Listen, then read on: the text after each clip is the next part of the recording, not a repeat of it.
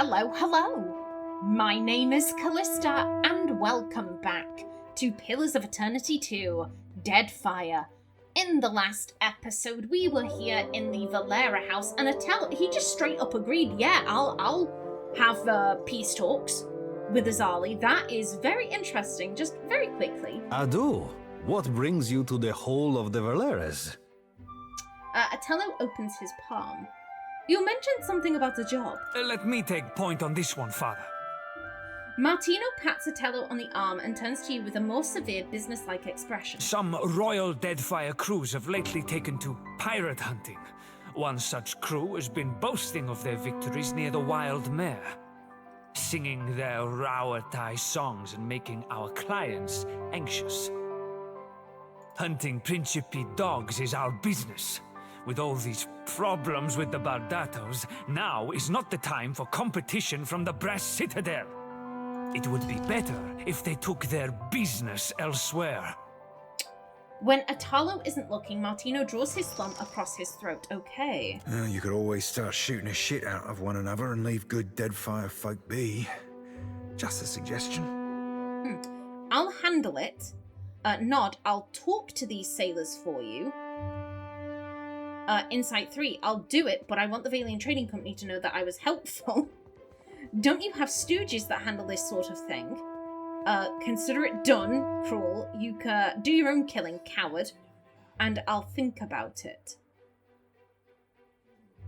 Yeah, we're not doing murder shit for you guys, absolutely not. I'll talk to these sailors for you. Perfecto. I am sure the words of the Great Watcher will save the day. Martino punctuates his sing-song mockery with an exaggerated sigh. Make sure those royal bastards understand the Queen's birth is Valera territory. Okay, now that did update. Okay. Oh yeah, let's go do that very quickly. And that way we're kind of on even footing with both households. You know, no one can say we're favouring one house over the other.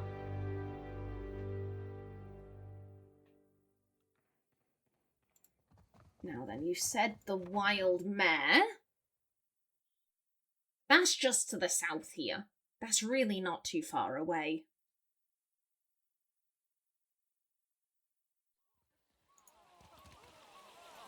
Okay.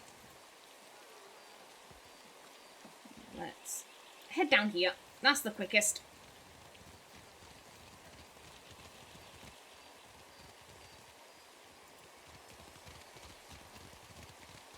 God, I am envious of this rain. They say that Laro and Orso were fighting again. Differences to settle, yeah. Sorry I missed it. How did they do? Laro shambled away with a decent scar. I'm sure Orso is toasting to his victory. Probably.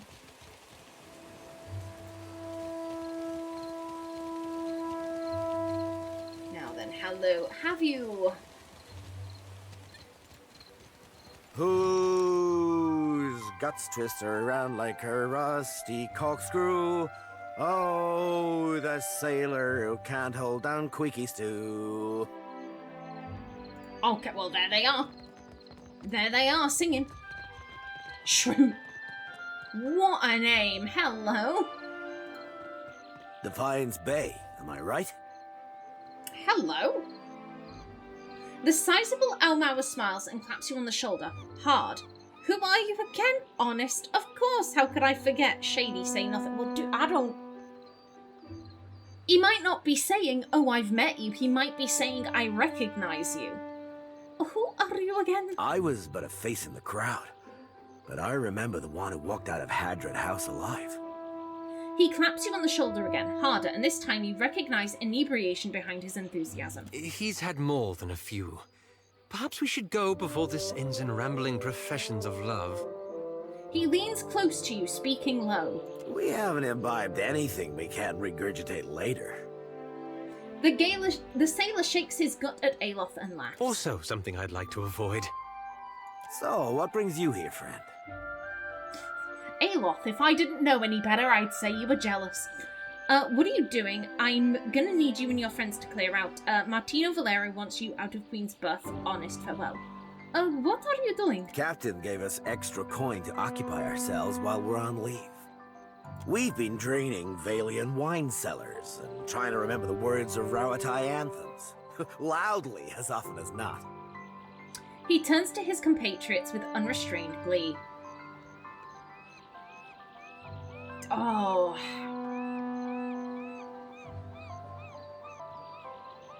Yeah, we don't need to be saying who's asked us to do this. I'm gonna need you and your friends to clear out. I do not understand. We have done nothing wrong. The sailor looks from his fellows back to you with a mixture of hurt and confusion. I'm sorry, buddy, I'm sorry. On second thought, you can go about your business. Bluff, it's nothing personal. There's just an angry ghost right where you're standing, and I mean to banish it. There's a musician playing his lute by the bridge. Best songs in the district. I'll dump you in the canal if that's what it takes. Aggressive. We haven't lied yet. It's nothing personal. There's just an angry ghost right where you're standing, and I need to banish it. Joking. There's no... No. Really? The sailor swallows and glances over his shoulder. Stare into space with your mouth hanging open, stoic, point your finger to a spot in the air and scream. Passionate. Sleight of hand, touch his shoulder while he's distracted. It's currently, like, night, and as such, I cannot scream. So we're just... Oh. The sailor plugs his ears and turns from you to the invisible presence, his eyes widening to the size of saucers. Back to the ship! We should never have come!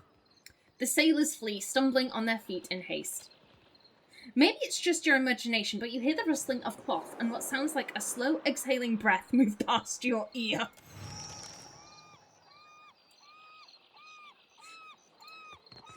Accidentally told the truth. Just, oh shit, there was a ghost. Oh dear. Hey, the ghost is probably fine. Probably, maybe. Fingers crossed. I mean, if we get haunted, we really are the best person to deal with it, let's be honest. Now then, whilst we head back to the Valera estate, I'm about to have a coughing fit. Bloody hellfire. Oh. Excuse me. Ah. I do beg your pardon, the air is rather dry today, and I think that's exacerbating my throat. Okay, now Martino, I have helped you out here, buddy.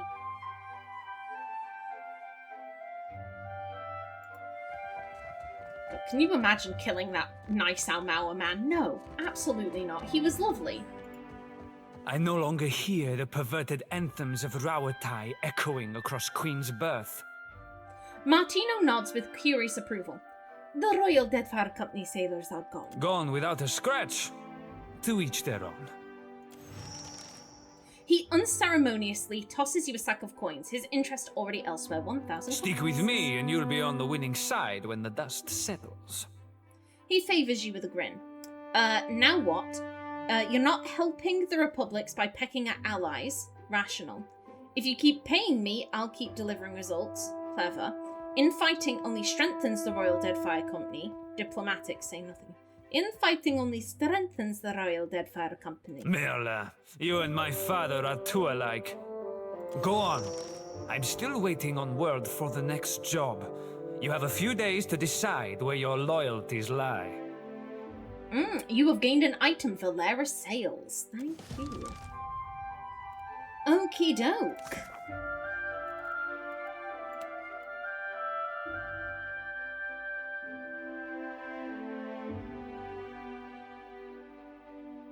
Yeah, here's the bit, like we've done one job for both families, and now hopefully we can make peace. You know, like I said, my logic is that if we've done one job for both of them, then no one can say we're playing favourites. No one can say, oh, you're favouring this family, because you didn't bother helping us out. Interesting that Atalo was just like, yo, I'm open to peace. am open to peace. I don't need to be told otherwise. I get, maybe he just thinks, oh, the bloodshed's been going on long enough. Like, I'm tired of it. I don't want any more of my kids to put themselves in harm's way.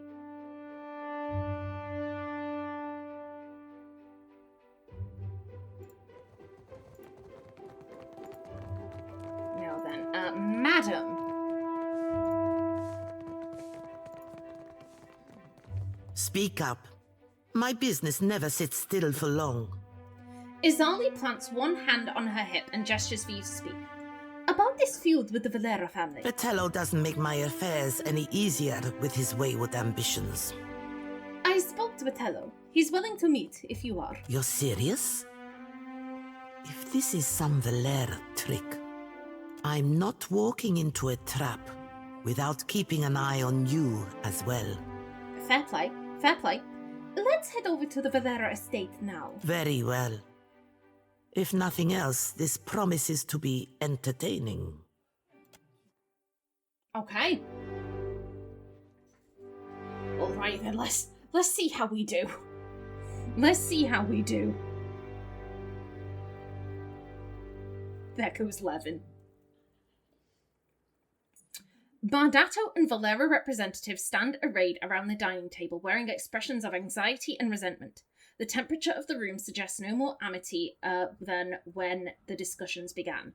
Do we need to talk about why we're here, or diplomatic? If we could open by defining each of your grievances and demands, say nothing here. If we could open by defining each of your grievances and demands. Before you can finish your sentence, Otello cuts you off with a hard wave of his hand. You run your bank like a crime syndicate. Some of us struggle to tell the difference. Otello points an accusing finger across the table. We can take it up with the director anytime you feel like explaining why your children are intimidating my merchants. Izali opens her palms, in every way composed. She glances over at you and her mouth turns downward. I see our would-be mediator has arrived. Well, we're here. I hope this wasn't some elaborate, ill-advised jest. I would not willingly welcome a Bardatto beneath my roof for the sake of a jest.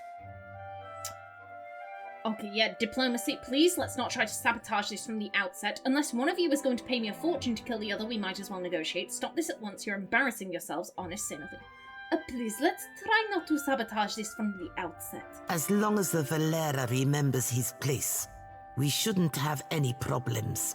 You see, this is kind of the issue, love. My place is in the dueling ring. Care to let the gods decide, Lady Bardatto? Martino licks his lips and fingers the pommel of his rapier. Quiet, Martino. Watcher, now would be the time to lay out your reasoning. With an open palm, he gestures for you to continue. The Valera family should make amends for planning to crack the Bardatto vaults. From the sounds of things, the Bardattos are shutting out their own allies for profit. Duty should come first and vendetta a distant second. Why fight each other at all? We could all be killing pirates at this very moment. Aggressive, yes. I've made allies of former enemies before. I think we can all pull together into a stronger force, diplomatic, and yes, 6 diplomacy. You two have plenty in common. You're both working for the company. You're both single parents. Clever. Attack. I only did this to get you all under one roof. Death to both of you. No. I've made allies of former enemies before. I think we can all pull together into a stronger force. Ach, raise the stir in the White March Mountains. The same could be done here. A force? Watcher? To what end? Izali glances at Otello. Death to the Principe, Rauatai, and everyone who stands against us. Passionate. The only end there is, profit, clever. The expansion of trade and progress in the region, rational. I want to help the Juana of this city. I'd like the company to be an earnest ally. Benevolent, say nothing. This is, I feel, they're business people. The expansion of trade and progress in the region. A worthy ambition. Azali and Otello exchange glances. Okay. Insight, Otello, you let your children lash out at the Bardattos. What's your goal? You were a gold-packed knight once, weren't you? Was she? What started all this in the first place? You agreed to this. You were like, oh yeah, let's do peace talks, but you're also like, kids, do whatever the fuck you want. Atello, you let your children lash out at the Bardattos. What's your goal? My goal? To wring out a little respect from this feud before we go under. The company will bleed us dry. We give our lives, our loved ones' lives, and they don't lift a finger to help us. The Bardattos turn their backs. Why shouldn't I teach my children to walk with their heads high? Azali frowns, looking at him skeptically. Okay. That's the point you're just... Okay.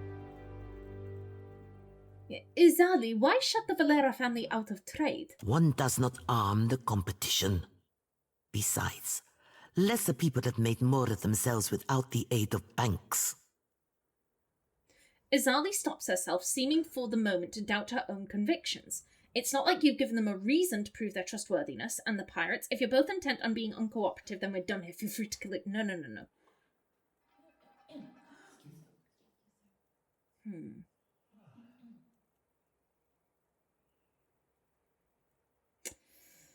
I'm thinking.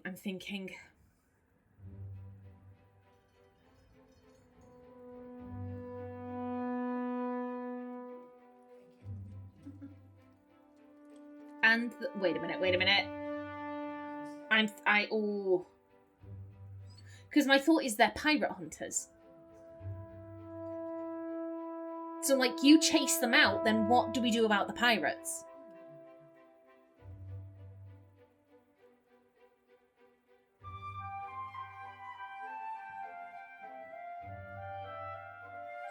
Yeah, this is kind of being like, hey, you're fucking up here. This is, like, hey, what about this other issue? They solve that issue. Like, why aren't you thinking of that? And the pirates? Vagabonds. The only thing I'll say for Atello is that he is a son of the Republics. I'll treat him like any enemy of note. I'm amazed you can say this with a straight face, Azali. Okay. You intimidate enough. What started all of this in the first place? What else? We turned up and proved you didn't need 10 generations of inbreeding to get the job done. And the Bardattos took offense. It suits you to play the slighted paupers, doesn't it? Atello Valera insulted me to the governor's face. His son maimed one of my guards. I tired of their play at innocence. I have raised up my family through effort and sacrifice. Atello strokes his beard. Beside him, Martino scowls. You were a gold-packed knight once, weren't you, Azali? Once you owned the castle, things change. Azali, don't you know a chance at profit when you see it? Yes. Yes, I do. Azali narrows her eyes suspiciously. Let's negotiate this like any business proposition. What do you want? Insight 2, you're making a living putting the right people to work in the right places. What suits the Valera family? I'm not sure where I was going with this.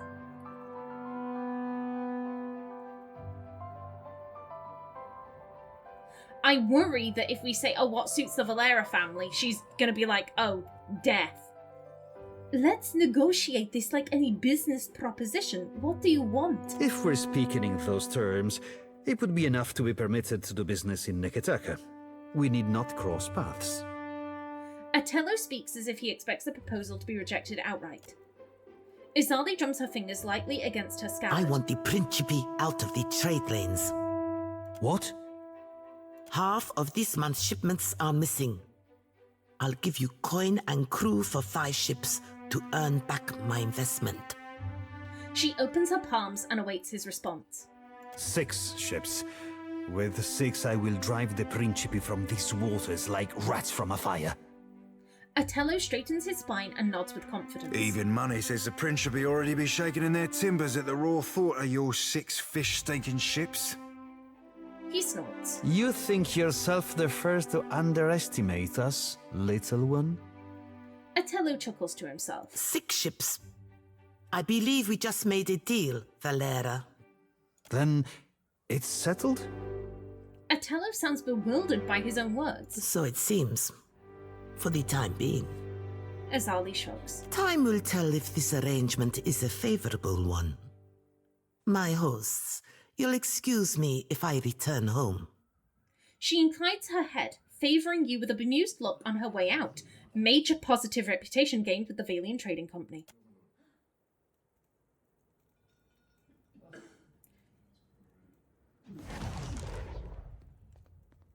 What was that? What the hell was that noise? We did it? Hey, excellent. We did a thing. Well, hey, I'm quite happy with that. I'm quite happy with that. Well, hey, what has that done for I'm like, which one of the? Okay, we're at 1. We're at 1 with the Valian Trading Company. Okay, I'll take that. I'll take that. Nice, excellent. Yeah, I want to just go check in with Atello. I just want to see how he's feeling now that we've forged peace between his households. Okay, I'm happy. I am very happy with that. Lovely.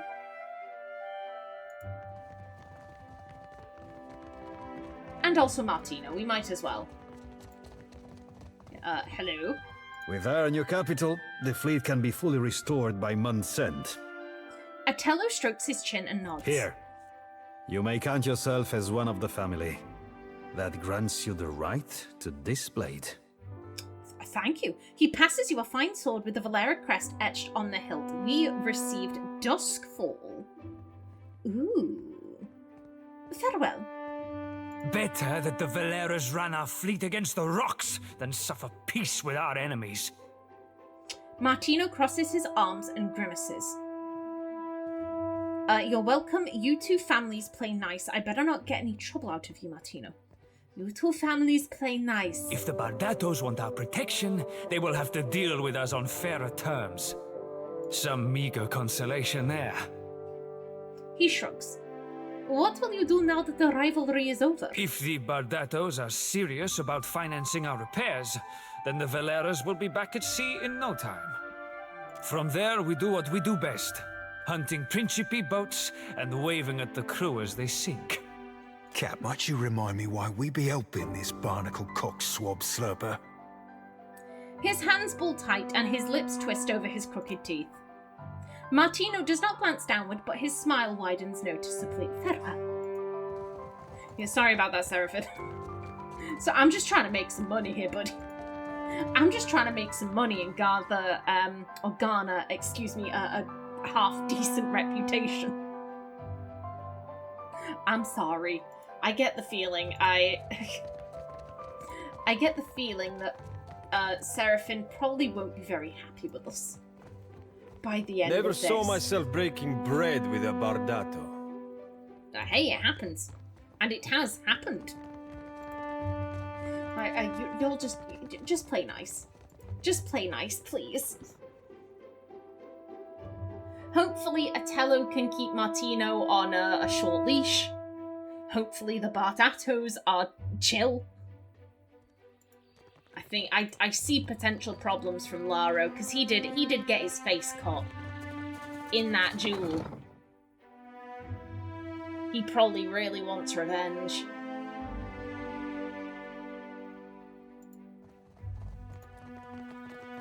Oh, he's wandered off. Oh, no, he's over there. Our family could do worse than make peace with such accomplished foes. You've brought us peace in a difficult time. Thank you. Hey, no worries. Just keep your brother in check. Please, keep your brother in line. I never thought to see a Valera on my payroll.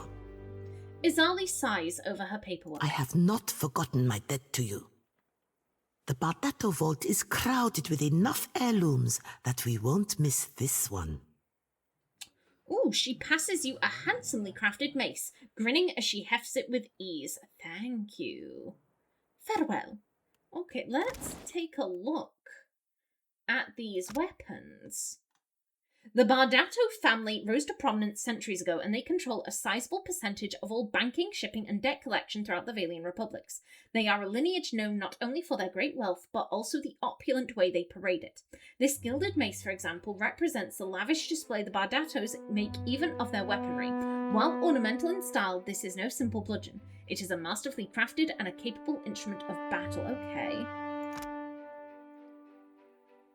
Okay, gain resistance to constitution afflictions while unarmed or healthy.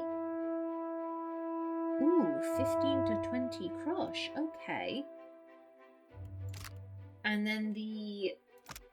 I've got to admit, Duskfoot, I'm like, that's a cool name for a sword. That's a very cool name. This sword is forged of an Emiran alloy known as black steel. It is particularly well balanced and sits comfortably in the hand.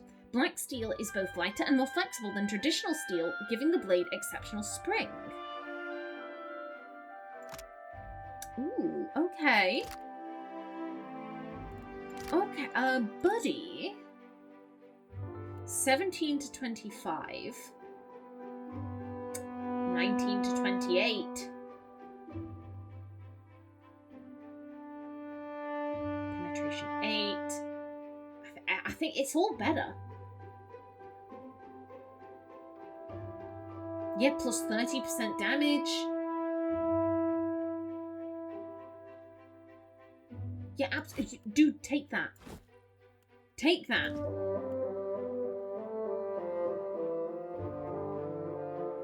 Okay, lovely jubbly. Excellent.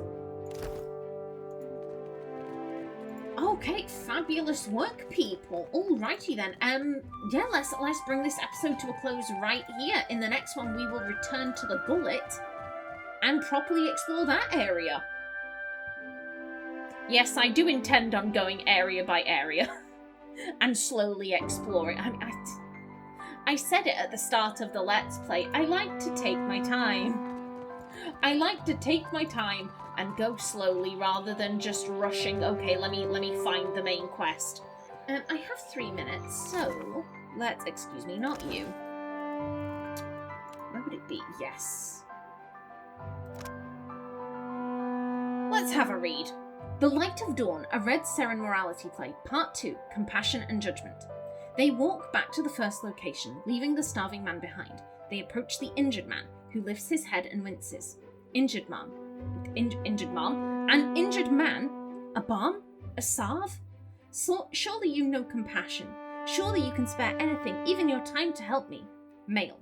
This man is injured and cannot help himself. He is certain to die if someone does not apply ointment and bandages his wounds. Such compassion could mean his life. Female. You owe nothing to this man.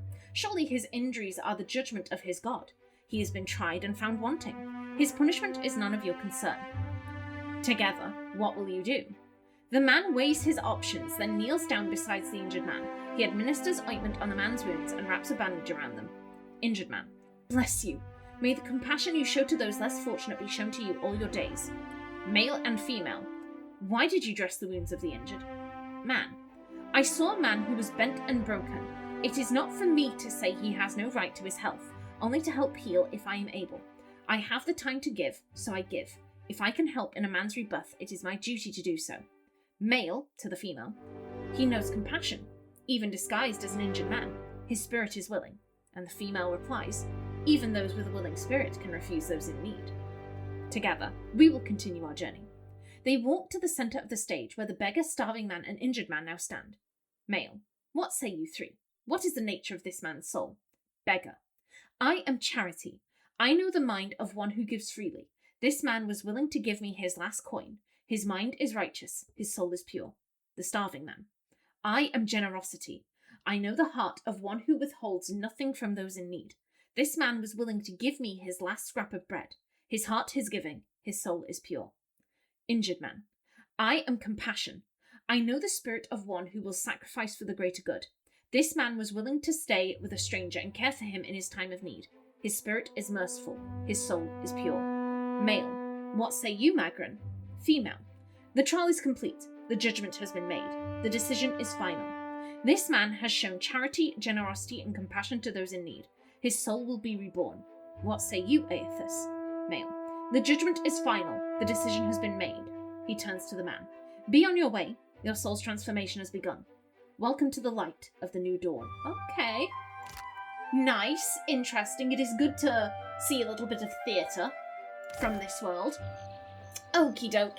In the next episode, we return to the Gullet and see what new quests await us there. But until then, please remember to like if you enjoyed, leave a comment below, and if you wanted to subscribe, it would be very much appreciated. A special thanks to my channel members such as SM2K, Christopher K. Davies, CGG, Kevin Bicknell, and Cyril Nummel. I've been Callista. Thanks for watching, and see you in the next episode.